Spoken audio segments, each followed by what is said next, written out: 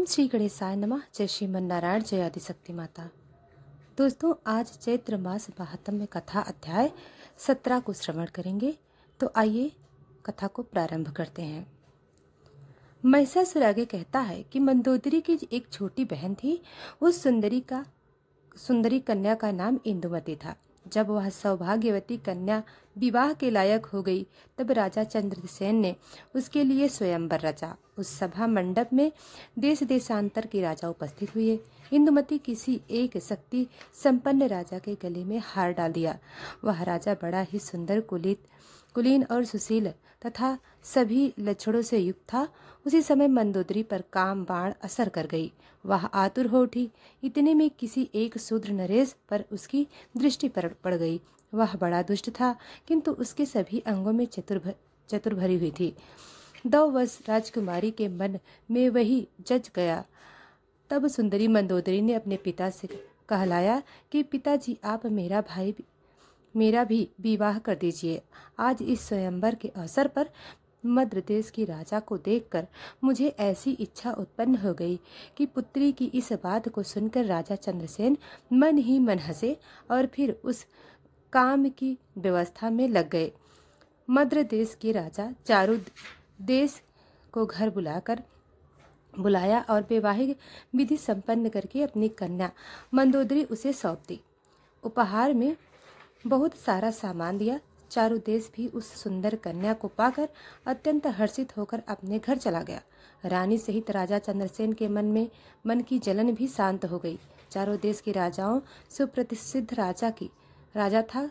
कामिनी मंदोदरी के साथ बहुत दिनों तक उसने आनंद किया, लेकिन वह दुष्चक्र मंदोदरी ने खुद देख लिए।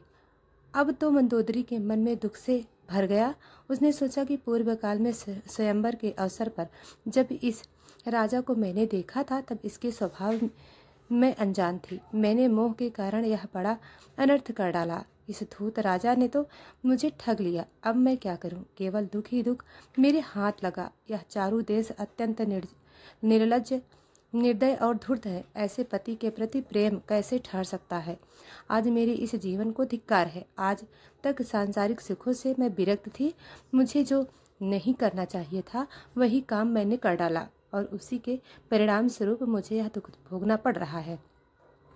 अगर मैं अपने प्राण त्याग देती तो यह तो बड़ी आत्महत्या हो जाएगी। इसलिए मैं तत्काल अपने पिता के घर चले जाऊं तो वहां भी सुख मिलना असंभव ही होगा, क्योंकि सखियों के लिए तो मैं भी उपवास की सामग्री बन जाऊंगी।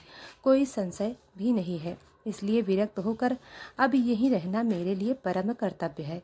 समय बड़ा बलवान है। इसके प्रभाव से पुनः काम संबंध सुख का परित्याग आवश्यक हो गया। महिषासुर को देवी को आगे बताते हुए कहने लगा कि इस प्रकार समझकर नारी मतोत्री दुराचारी पति के घर पर रह गई। प्रत्येक क्षण शोक और दुख से बीतने लगा। सांसारिक सुख उसके लिए नहीं के बराबर हुआ। कल्याणी, तुम भी इस समय मुझ राजा का अनादर करके फिर कमात होकर किसी मूर्ख निघ्न पुरुष की सेवा में रहना चाहती हो। मेरी सच्ची बात मानो, स्त्रियों के लिए यह परम हित काक है, और अगर तुम ऐसा करती हो तो अपार शोक का सामना करना पड़ेगा। इस संदेह नहीं। महिषासुर की बात सुनकर देवी ने कहा, रे मूर्ख, तू अब पाताल भाग जा या फिर मुझसे युद्ध कर। तुझे मारने के बाद संपूर्ण असुरों का वध करके मैं सुखपूर्वक यहाँ से चली जाऊंगी। दानव जब संत पुरुषों पर कष्ट पहुंचाता है, तब उनकी रक्षा करने के लिए मैं देह धारण करके प्रकट होती हूँ। दैत्य, तू निश्चय समझ में अरूपा और अजन्मा हूँ, फिर भी देवताओं की रक्षा करने के लिए रूप और जन्म धारण करना मैं स्वीकार कर लेती हूँ। महिषासुर, मेरी वाणी अमोघ है। इस पर ध्यान दे। देवताओं की प्रार्थना करने पर तुझे मारने के लिए ही प्रकट हुई हूँ, और तुझे मारने के बाद मैं पुनः अंतर ध्यान हो जाऊंगी। इसलिए तू युद्ध कर या फिर तुरंत पाताल में जा, जहाँ पर असुर रहते हैं। चला जा, अब मैं तुझे मार ही डालना चाहती हूँ। मैं बिल्कुल सच कह रही हूँ।